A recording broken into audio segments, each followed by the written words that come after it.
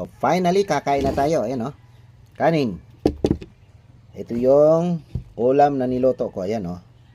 Yung kalabasa na may himbabao. Yung inakyat ko kanina. Nakita nyo naman, umakyat ako, di ba? Ayan, oh. Titikman natin. Tara, mananghalian tayo. Ayan, oh. Himbabao. Sinong kakain nito? Sinong kumakain ng himbabao? Ayan, oh.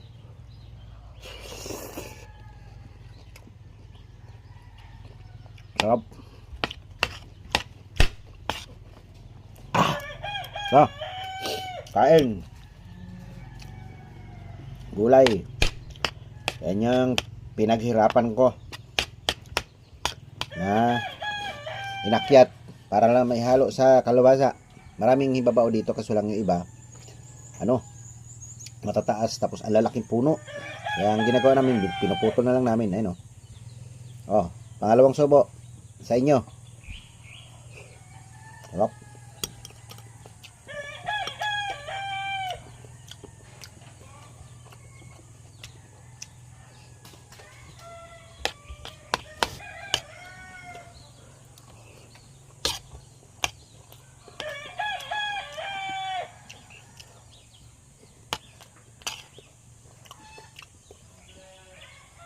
Kain tayo. Sabaw.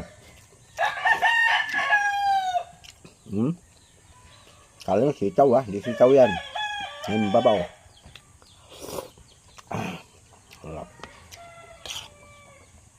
Hindi ko na lang hahabaan tong video ko kasi marami pa akong gagawin. Baka hindi ko rin maubos yung pagkain ko. Hanggang dito na lang.